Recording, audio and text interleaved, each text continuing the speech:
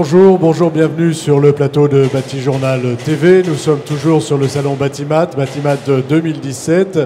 Et nous allons aujourd'hui, cet après-midi, parler d'enveloppe solaire active, c'est-à-dire d'enveloppe du bâtiment qui éventuellement produit de l'énergie.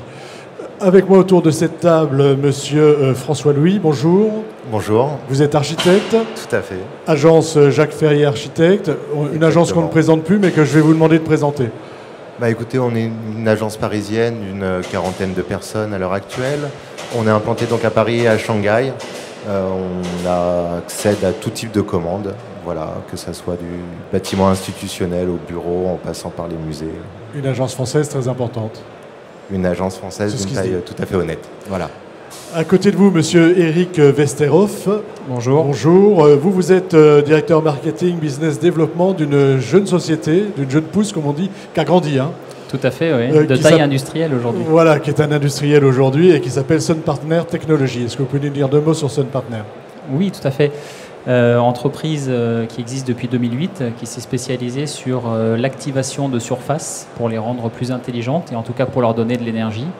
On a commencé dans l'électronique grand public, des applications de montres, téléphonie, on s'est dirigé vers le transport et depuis 2016 on adresse le bâtiment, c'est-à-dire qu'en fait on fait des verres photovoltaïques, transparents, semi-transparents, esthétiques de grande taille pour pouvoir répondre aux besoins du bâtiment en France, en Europe et bientôt dans le monde. On en parlera tout à l'heure. En face de vous, monsieur Richard Loyen, bonjour. Bonjour. Vous êtes délégué général d'Enerplan et je vais vous demander de nous faire une petite carte d'identité d'Enerplan, s'il vous plaît. Donc Enerplan, c'est le syndicat des professionnels de l'énergie solaire en France.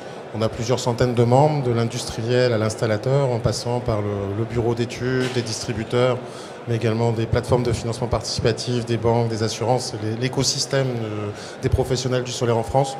Notre objet social, c'est de défendre l'intérêt de nos membres et par ailleurs de participer à des actions structurantes du développement, par la qualité notamment, qui nous est très chère. Voilà, donc vous intéressez à toute la chaîne. Hein. Exactement, toute la chaîne de création de valeur. Alors, on va parler d'enveloppe solaire active. Une enveloppe solaire active, c'est donc, si je ne me suis pas trompé, une enveloppe qui produit de l'énergie. À l'agence Jacques Ferrier, c'est quelque chose que vous travaillez, on va dire, depuis une vingtaine d'années. Et moi, je vais vous demander un petit peu comment évolue cette enveloppe solaire active. Alors oui, en effet, l'enveloppe solaire active, c'est un sujet qu'on a commencé à aborder en 98 avec un premier projet qui était fait pour Total Energy à l'époque, qui est présent à l'écran juste derrière vous. Donc, c'est à Toulouse. Exactement, à Toulouse, tout à fait. Prenez le micro. Oui. Par la suite, on a continué cet exercice en reproduisant ce schéma d'enveloppe active sur un bâtiment qui est la Cité de la Voile Éric Tabarly, qui est un bâtiment qui date de 2001 dans sa conception. Et cet exercice s'est répété différentes fois. En fait, Jacques Ferrier a toujours voulu essayer de créer des bâtiments qui étaient vertueux sur un point de vue énergétique. Donc voilà, ça c'est un autre exemple de la mise en place des premières enveloppes actives sur le bâtiment donc, de la Cité de la Voile Éric Tabarly. Ça, c'est un bâtiment qui a été réalisé donc, en 2003, qui est le bâtiment Ténésol, qui est une évolution donc, de Total Energy, qui était une usine de production de panneaux photovoltaïques, justement. Et donc, par la suite, voilà, donc toujours cette espèce de... Je pense qu'on parle d'enveloppe active. On le retrouve très bien sur ces illustrations. Il y a vraiment une notion d'enveloppe et tout un travail d'entre deux qui est un sujet qui est propre et cher à l'agence. Je pense qu'on aura le temps de revenir dessus.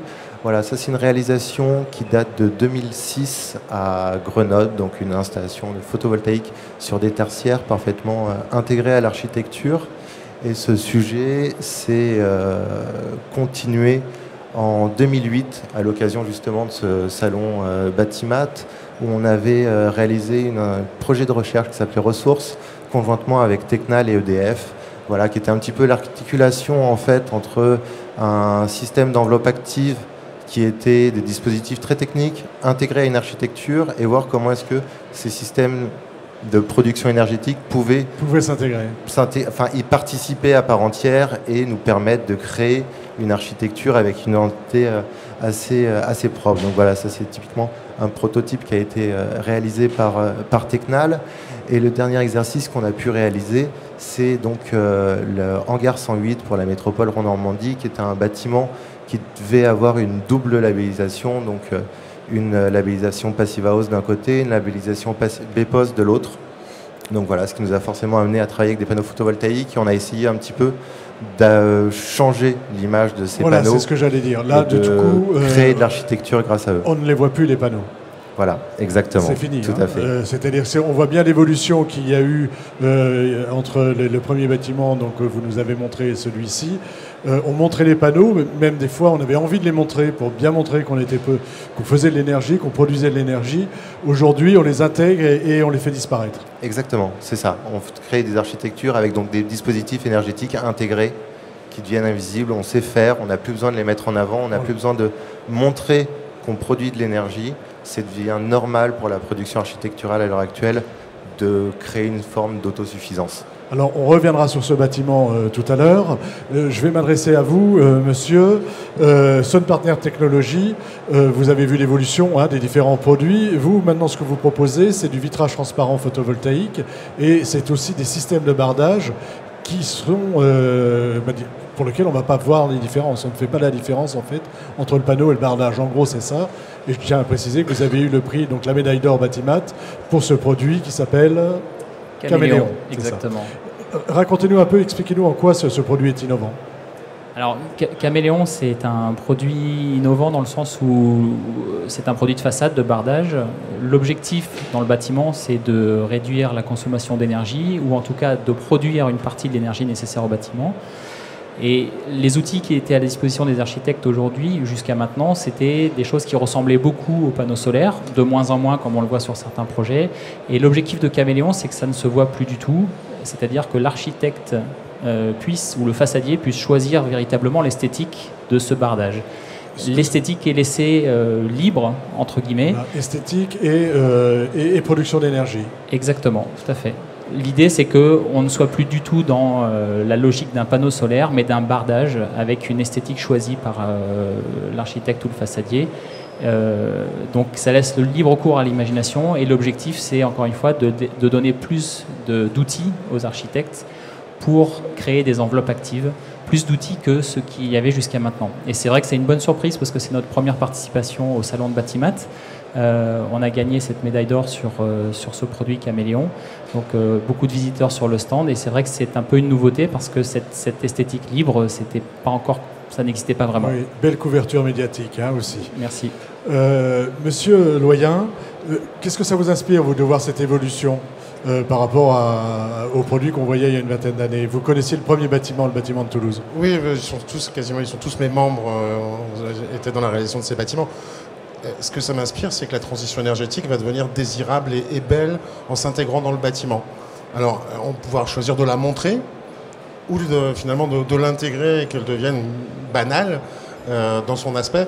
Donc voilà, ça libère la créativité et surtout ça rend la transition énergétique belle. On a besoin aujourd'hui de faire de belles choses, d'avoir de beaux gestes architecturaux pour donner envie de ce futur qui n'est pas une ère où on va être de la privation, c'est pas l'écologie punitive.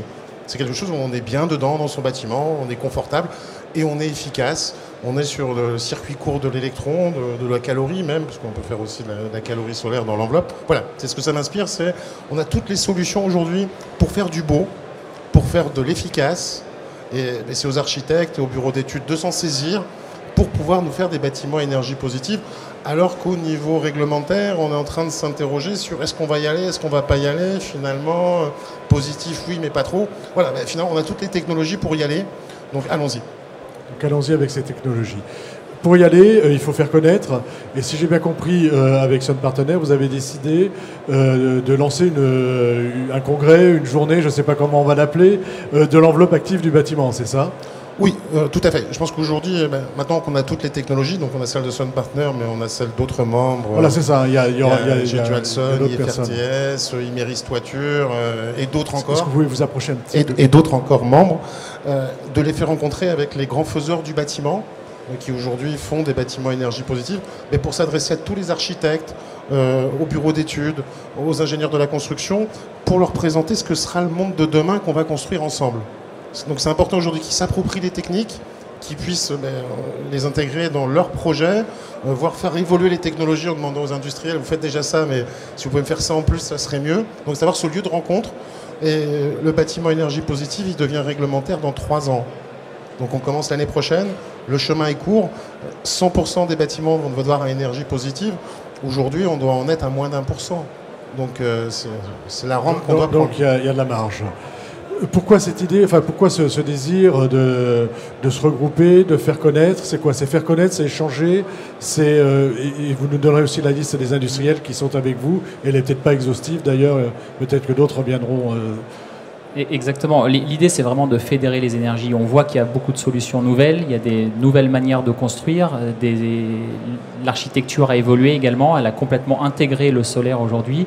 L'idée, c'est vraiment de fédérer les énergies, que tous les acteurs se retrouvent pour présenter ce qui a été fait, les produits qui existent, les solutions, comment elles s'installent et ce qui est prévu dans le futur.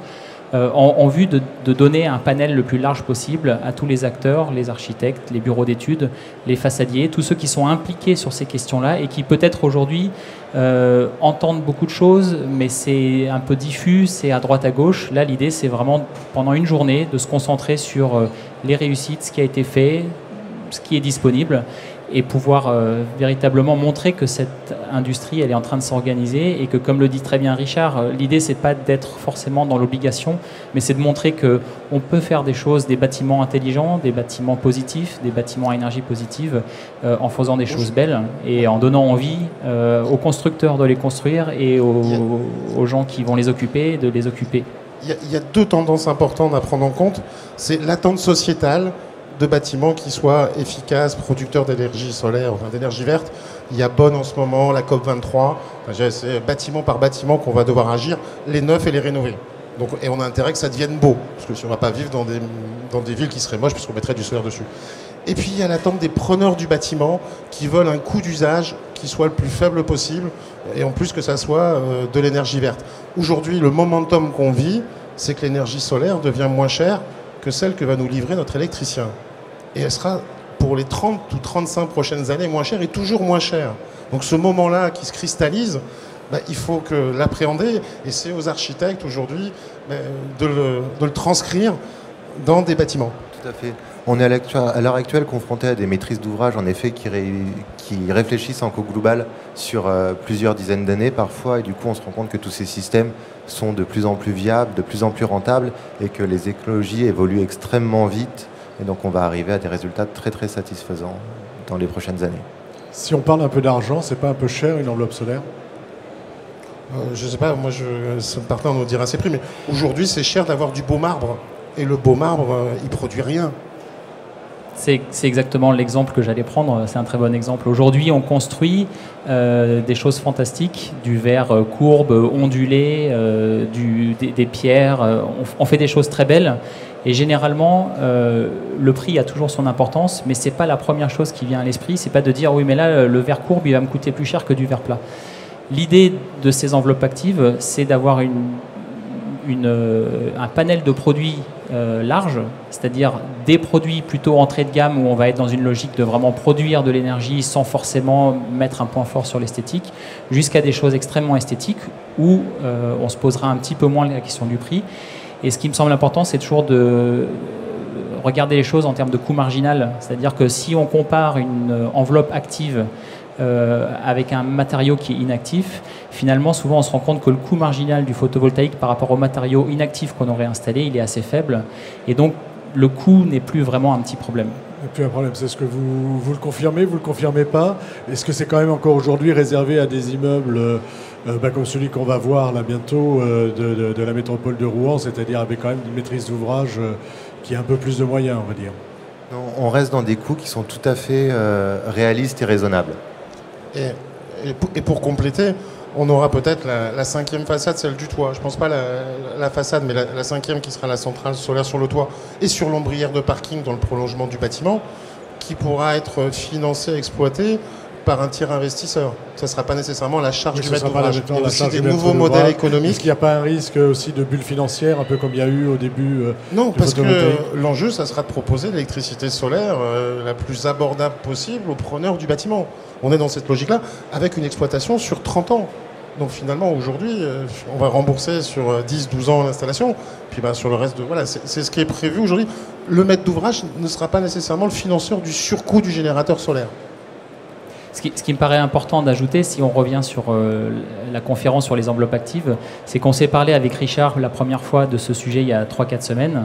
Et entre-temps, l'idée c'était d'annoncer donc, cette conférence à Batimat. Et entre-temps, on a déjà quasiment une dizaine d'industriels qui nous ont répondu oui tout de suite. Parce qu'en fait, il y a une forte attente. Je veux bien la liste des industriels. Bouygues Immobilier aujourd'hui, Vinci Construction, Sage Glass avec des verres à teinte variable qui font partie du groupe Saint-Gobain, Schneider Electric, Val Énergie, on a 2 architectes qui ont déjà répondu présent, plus les entreprises qui ont été citées tout à l'heure et qui sont souvent... 3 semaines, un mois, on a déjà pas mal de gens qui sont OK pour on sent qu'il y a une attente forte et que les acteurs sont en demande. Donc finalement, on est arrivé au bon moment et je pense que cette conférence va avoir beaucoup de succès parce que c'est une liste qui n'est pas du tout exhaustive, ça n'est que le début et ce qu'on souhaitait en tout cas, c'est faire une annonce en étant sûr qu'on avait au moins une petite dizaine d'entreprises qui soutenaient qui suivaient sur le sujet. Et je pense qu'on aura un plateau Bâti Journal sur l'événement. Avec plaisir. Sur ce... on va voir un exemple. On va voir l'exemple donc, du bâtiment de la métropole de Rouen, c'est ça? Exactement. Qui vient d'être livré quasiment? Oui, qui a été livré cet été. Cet été. Et je vais vous demander de nous expliquer un petit peu le contexte architectural, parce que c'est important de replacer le bâtiment là où il est, et puis de nous dire comment vous avez traité cette enveloppe active et ce que vous aviez à disposition, ce que vous avez utilisé pour faire ceci qui est, ma foi, assez joli. D'accord, parfait. Alors, c'est un bâtiment qui est sur les rives de Seine, donc à Rouen, qui est un bâtiment qui a été pensé très rapidement comme une icône métropolitaine, entre guillemets, et qui allait faire écho à tout le courant impressionniste qu'on pouvait trouver dans la ville de Rouen. Il y a toute cette série de peintures de cathédrales, et donc il fallait réfléchir d'un côté à une peau qui allait pouvoir être évolutive en fonction des teintes de lumière et des variations de ciel, et en même temps une teinte qui allait devoir produire, une peau qui allait devoir produire énormément d'énergie, étant donné que le bâtiment devait être certifié BPOS. Donc on s'est retrouvé avec ce travail de mettre en œuvre 2000 m² de photovoltaïque sur un bâtiment. C'était déjà un défi, et après surtout de travailler de manière à ne pas subir ces panneaux photovoltaïques. Parce qu'on sait qu'esthétiquement, ça peut être extrêmement marquant. Donc, assez naturellement, on s'est dirigé pour le côté changeant, vers un travail sur les verres dichroïques, pour avoir un effet qui allait évoluer tout au long de la journée sur cette façade, avoir des teintes très, très changeantes. Et du coup, on a essayé de diverses solutions pour ces panneaux photovoltaïques. Il y a eu un vrai travail de recherche qui a été fait en amont.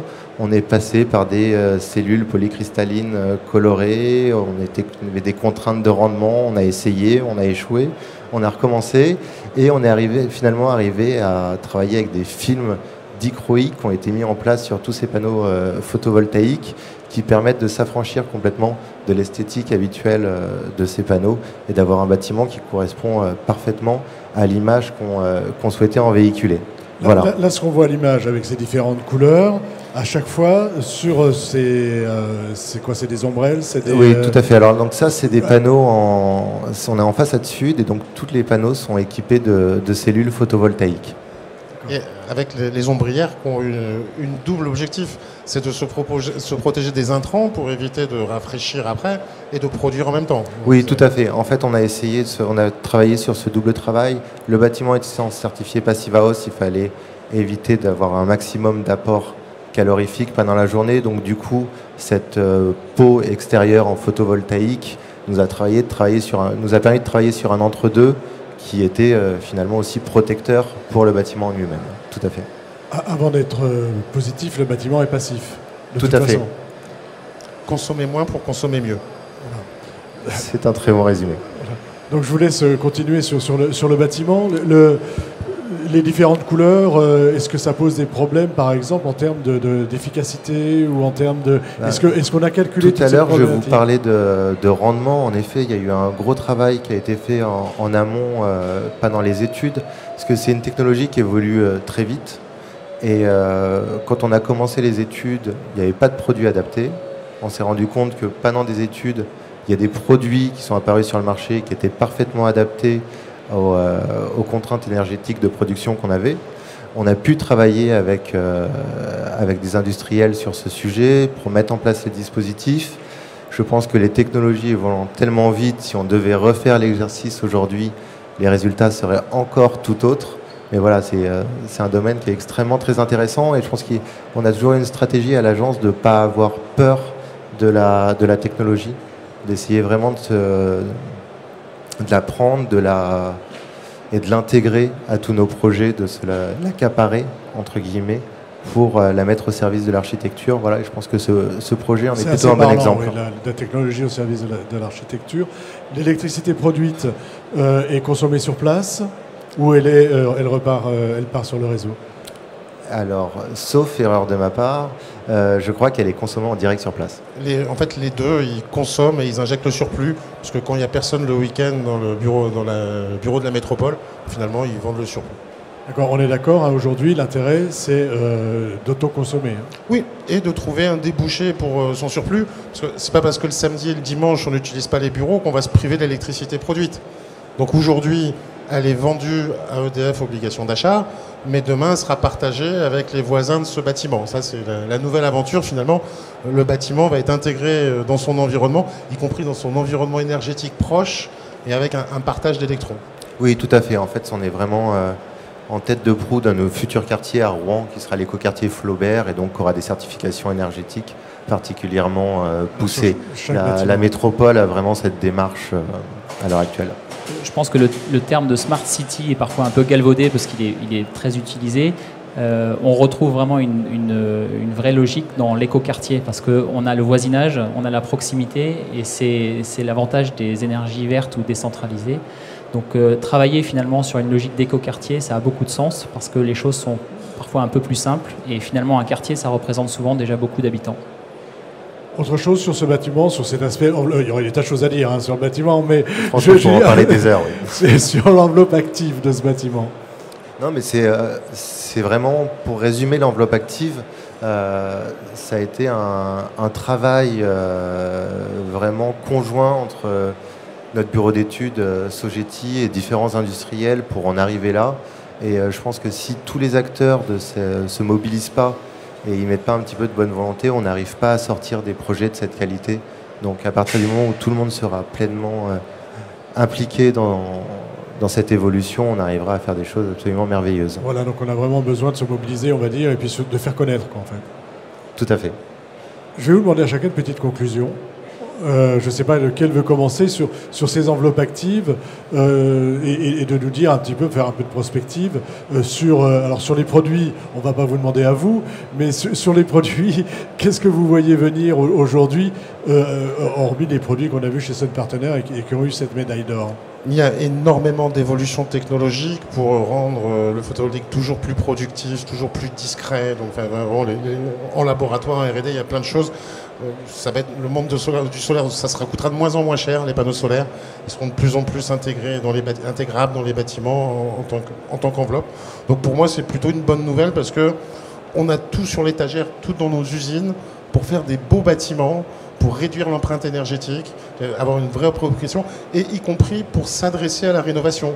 Moi, j'ai vu des concepts où on vient mettre une nouvelle peau, une nouvelle façade, quelque part, une enveloppe active sur le bâtiment existant. Voilà, il y a tous ces nouveaux gestes aussi, il va falloir qu'on repense l'architecture au service de la rénovation, parce que des beaux bâtiments neufs actifs, c'est bien, mais c'est la pointe, et il faut travailler sur l'ensemble du stock en le rendant aussi beau. Donc voilà, on a tout pour faire d'une belle transition énergétique. Dernière question, une enveloppe active, c'est forcément une enveloppe photovoltaïque ou est-ce qu'on peut y ajouter de la thermique, par exemple? On a des panneaux qui font les deux, qui produisent à la fois la chaleur et l'électricité. Jolson est partenaire, Sistovi aussi. Et puis ça peut être que la chaleur. On a un bâtiment, la Cité universitaire de Paris, la Cité internationale universitaire, qui est 100% autonome en chaleur et avec une belle façade sud active, avec des tubes sous vide et un énorme réservoir qui sert de stock. Donc voilà, là on est 100% autonome qu'avec des calories solaires à Paris. Voilà. Et donc enveloppe active, solaire, thermique ou photovoltaïque. Le mot de la fin, enfin pas le mot de la fin, mais votre petite conclusion et votre vision en fait du marché, puisque vous êtes un nouvel acteur avec un nouveau produit.